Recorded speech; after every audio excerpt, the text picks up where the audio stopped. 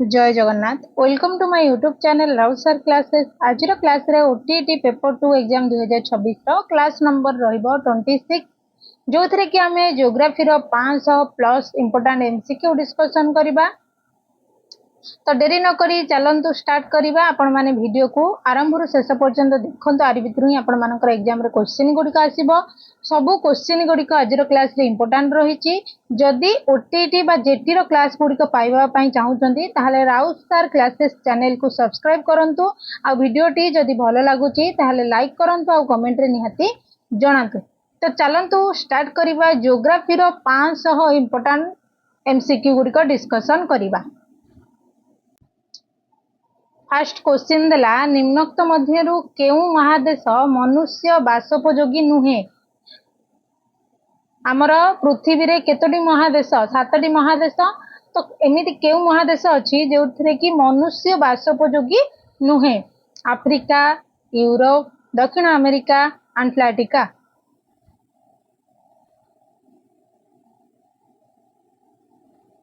Right answer होची option D Antarctic. तापर प्रश्न भारत निम्नोक्त केउ महादेश रे एक देश। एटा भी इंपोर्टेंट क्वेश्चन समस्त जानिबार दरकार। भारत हमर केउ महादेश रे अछि तो एशिया महादेश रे हमर भारत रहिछि। तापर प्रश्न उच्चता दृष्टि भूभाग को केते भाग रे विभक्त करा जाय। 2 3 4 5। उच्चता दृष्टि भूभाग को केते भाग रे विभक्त करा जाए। तो चारिटा ऑप्शन भितरु राइट आंसर होची कोन ना हमर 3 भाग रे उच्चता दृष्टि भूभाग को 3 भाग रे विभक्त करा जाईछि जोटा कि ऑप्शन बी होची राइट आंसर। तापर प्रश्न अल्प उच्च नीच होइथिबा विस्तीर्ण पथुरिया अंचल को कोन कुहा जाय। समतल भूमि, पार्वत्य भूमि, मालभूमि, पहाड़। अल्प उच्च नीच होइथिबा विस्तीर्ण पथुरिया अंचल को कौन कुहा जाए। कौन कुहा जाए ना मालभूमि बोली कुहा जाए जोटा कि ऑप्शन सी होची राइट आंसर मालभूमि। तापर प्रश्न निम्नोक्त पथुरिया अंचल गुड़िक मध्यरु केउ अंचल रे पार्वत्य भूमि रूप रही अछि। Patagonia, Brazil, Aravalli, चिलड़। निम्नोक्त पथुरिया अंचल गुड़िक मध्यरु केउ अंचल रे पार्वत्य भूमि रूप रही अछि। केउ अंचल ना अरावली ऑप्शन सी होची राइट आंसर अरावली। एटा इंपोर्टेंट क्वेश्चन भलो भाबरे समस्त नोट करके रखंतु। एटा इंपोर्टेंट क्वेश्चन। तापर प्रश्न निम्नोक्त मध्यरु केउटी पृथ्वीर मुख्य मालभूमि रूपे परिचित। पृथ्वीर मुख्य मालभूमि पचारि विंध्य, आल्प्स, तिब्बत, अरावली। तो पृथ्वीर जेहेतु पचारि तो कौन हम तिब्बत ऑप्शन सी होची राइट आंसर तिब्बत। एटा होची कौन ना मुख्य मालभूमि रूपे परिचित। तापर प्रश्न निम्नोक्त मध्यरु केउठारे पृथ्वीर मुख्य पार्वत्य भूमि गुड़िक अवस्थित। पृथ्वीर मुख्य पार्वत्य भूमि गुड़िक अवस्थित केउठारे पचारि आल्प्स, सील, ब्राजिल, पाटागोनिया। केउठारे केउठारे आल्प्स ऑप्शन ए होची राइट आंसर आल्प्स। तापर प्रश्न प्रश्नटी देला जे कि निम्नोक्त मध्यरु केउ कारण जोगु पहाड़, पर्वत और मालभूमि अंचल रे कृषि कार्य लाभजनक नुहे। केउ कारण रु पचरा चारटा ऑप्शन देखिबा कोन तार कारण थाई पारे। ऑप्शन ए रे देला जल धारणा धमता कम थिबारु। बी रे देला मूर्तिका स्तर पतला थिबारु। सी रे देला मृत्तिका पथुरिया थिबारु। डी रे देला उपरोक्त समस्त जांक ठीक अछि। तो केउ कारण जोगु पहाड़, पर्वत और मालभूमि अंचल रे कृषि कार्य लाभजनक नुहे। तो ऑप्शन डी जोटा कि तीनोटी जांक ठीक अछि। तापर प्रश्नटी देला जे बसती स्थापन कृषि कार्य, पशुपालन, गमनागमन पथ निर्माण, कारखाना, वाणिज्य केन्द्र स्थापना आदि कार्य रे भूमि व्यवहार करा जाई थाए। एहाकू कौन कुहा जाए? ऑप्शन गुड़िक देखिबा। भूमि व्यवहार कुहा जाए, ना भूमि रे बसति स्थापन, ना भू व्यवहार, ना भू उपयोगी। तार आंसर कौन हेबो? कौन हेबो ना भू उपयोगी बोली कुहा जाए। ऑप्शन डी होची राइट आंसर, भू उपयोगी। तापर प्रश्न टी देखिबा। प्रश्न देला जे कौनसी अंचलर भूमि को केउ कार्य पाई व्यवहार करा जिवो ताहा सेही अंचलर केते प्रकार अवस्था उपर निर्भर करिथाए। 3 प्रकार, 4 प्रकार, 5 प्रकार, ना 2 प्रकार। तो राइट आंसर होउछि 2 प्रकार। तापर प्रश्न, निम्नोक्त मध्यरु केउटी प्राकृतिक अवस्थार अंतर्गत नुहे? वैषयिक ज्ञान, भू प्रकृति, मूर्तिका, खनिज। निम्नोक्त मध्यरु केउटी प्राकृतिक अवस्थार अंतर्गत नुहे? तो राइट आंसर वैषयिक ज्ञान। एटा गोटे प्राकृतिक अवस्थार अंतर्गत नुहे, किंतु भू प्रकृति, मूर्तिका, खनिज एगुड़िक होची एक प्राकृतिक अवस्था। तापर प्रश्न देला निम्नोक्त मध्यरु केउटी मानवीय अवस्थार अंतर्गत नुहे? जनसंख्या, शिक्षा, प्रयोगात्मक कौशल, जलवायु। तो 4टा ऑप्शन जो देइछि तो भल भाव रे जानि हे जाउछि जे आ भितरु केउटा जे कि मानवीय अवस्थार अंतर्गत नुहे?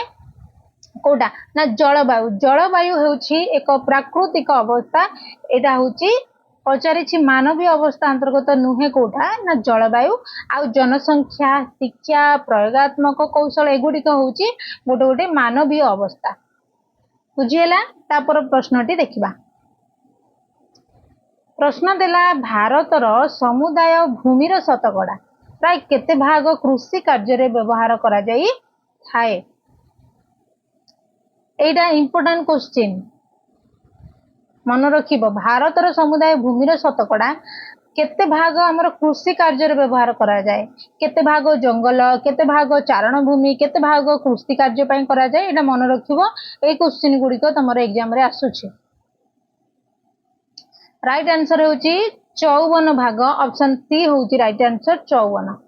तापर प्रश्न, जातीय अरण्य नीति अनुसार परिस्थिति को संतुलन पाई देशर समुदाय आयतनर शतकड़ा केते भाग भूमि अरण्य पाई आवश्यक?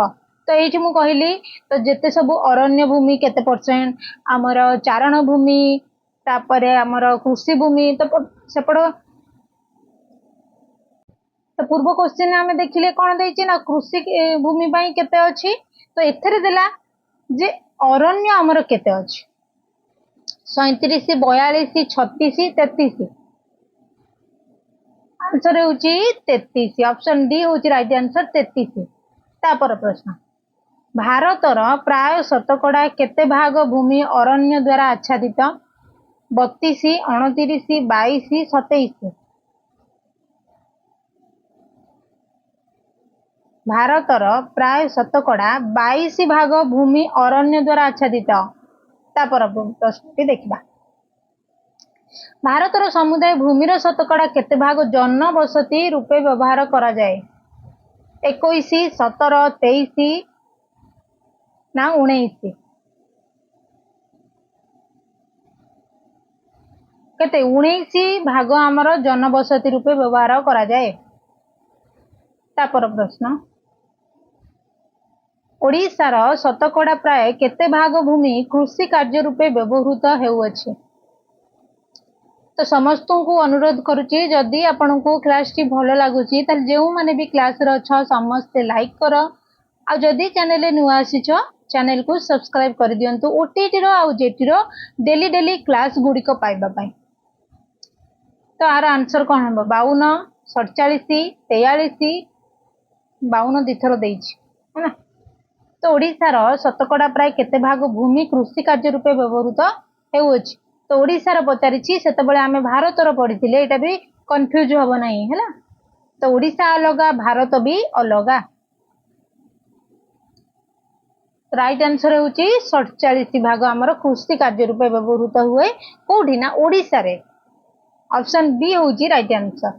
तापर प्रश्न भारतर समुदाय भूमिर शतकड़ा मात्र केते भाग भूमि स्थायी चारण और गोचर भूमि रूपे व्यवहृत हुए एटा भारत देइची केतेबेले भारत देइथिबो केतेबेले ओडिसा देइथिबो जदि दीटा जांको जानिछंती भल भाबरे क्वेश्चन को पढ़ी के आंसर दियंतु तरतर हे कि ऑप्शन गुडी को देखि देकी भारतर देइथिबो ओडिसा रो मार दबा बा ओडिसा रो देइथिले भारतर मार देकी पळे आसबा तो एठी हमरो गोटे मार्क कमी जिवो ठीक अछि। तो भल भाबरे प्रथम क्वेश्चन टा को पढ़िबो कोन एक्चुअली तार आंसर चाहूची से क्वेश्चन से हिसाब रे चारिटा ऑप्शन को बारंबार पढ़ी कि तार आंसर टी को दबो।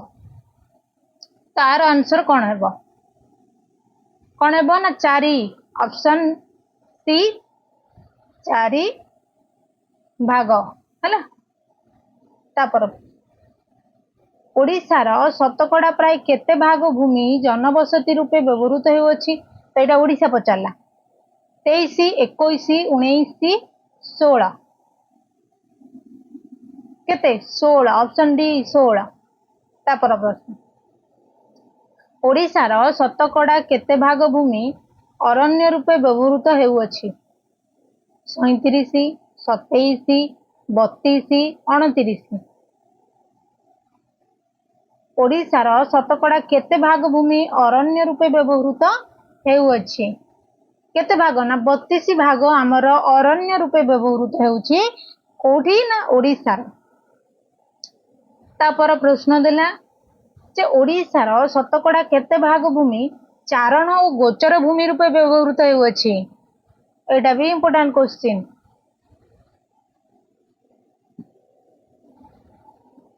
9 भाग 5 भाग 3 भाग ना 12 भाग ओडिशार शतकड़ा केते भाग भूमि चारण और गोचर भूमि रूपे व्यवहृत होउछि ऑप्शन बी जोड़ा कि 5 भाग। तापर प्रश्न निम्नोक्त केउ कारण जोगु भू संबलर आयतन दिन को दिन कमिबार लागिछि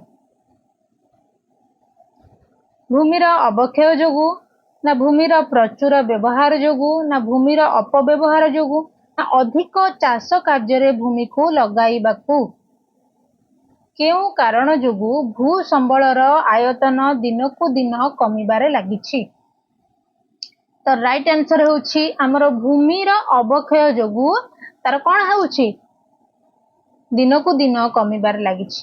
तापर प्रश्न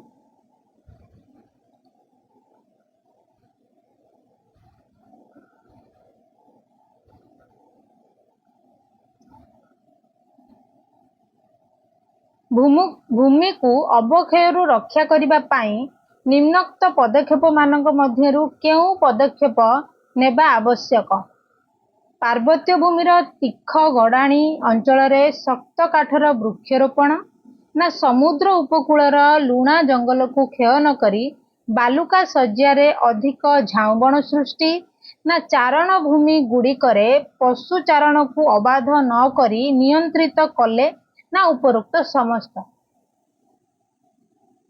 तो आंसर होछि ऑप्शन डी जोटा कि उपरोक्त समस्त। तापर प्रश्न देला निम्नोक्त मध्यरु केउटी को मूर्तिका कहा जाए चारिटा ऑप्शन देला आ भितर कोउटा को मूर्तिका कहा जाए तो डायरेक्ट आमे आंसर टी देखि नबा कोउटा को ना विभिन्न शिलार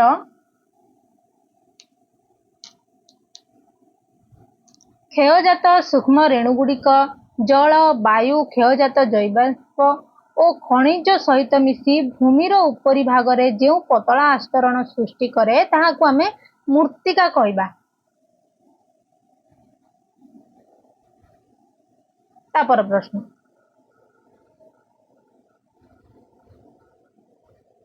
प्रश्न देला जे निम्नोक्त केउ कारण पाई मूर्तिका को एक यौगिक पदार्थ कहा जाए तार कारण कौन चारिटा ऑप्शन देइछे ऑप्शन गुडी को देखि नबा। प्रथम रे देला मूर्तिका विभिन्न उपादान मिसी थिबारु मूर्तिका क्षुद्र शिलारेणु होइथिबारु मूर्तिका रे सूक्ष्म शिलारेणु सह जल वायु क्षयित जैवाश्म आदि उपादान भी मिसी थिबारु ना मूर्तिका रे सठिक अनुपात रे समस्त उत्पादन मिसी रहिथिबारु।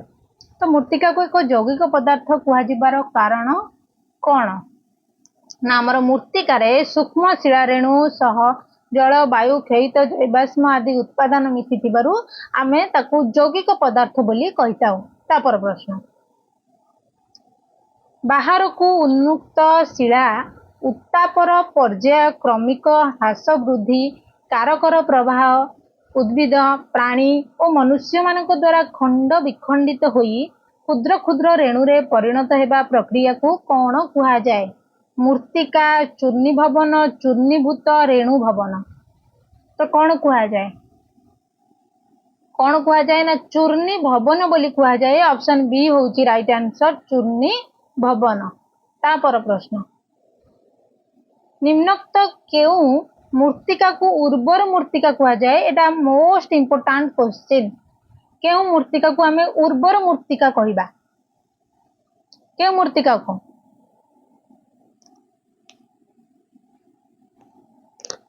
केउ मूर्तिका ना मूर्तिकार सठिक अनुपात रे खनिज और जैवाश्म मिसी रहिले आमे ताकू उर्वर मूर्तिका बोली कहिबा जोटा कि ऑप्शन ए होची राइट आंसर तापर प्रश्न मूर्तिका स्तरर अवहेला सृष्टि हेबा पाई निम्नोक्त मध्यरु काहा उपरे निर्भर करे जलवायु समय प्राथमिक शिला भू प्रकृति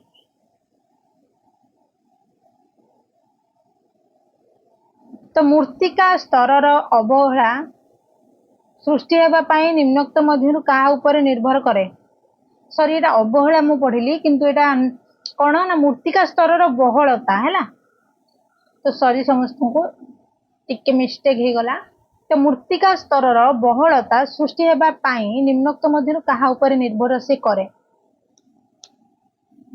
काहा उपरे करे ना समय उपरे निर्भर करे ऑप्शन बी होची राइट आंसर समय तापर प्रश्न निम्नोक्त मध्यरु किए भूमिर उच्चता और गड़ाणी मूर्तिकार संचय को प्रभावित करे जलवायु उद्भिद प्राणी भू प्रकृति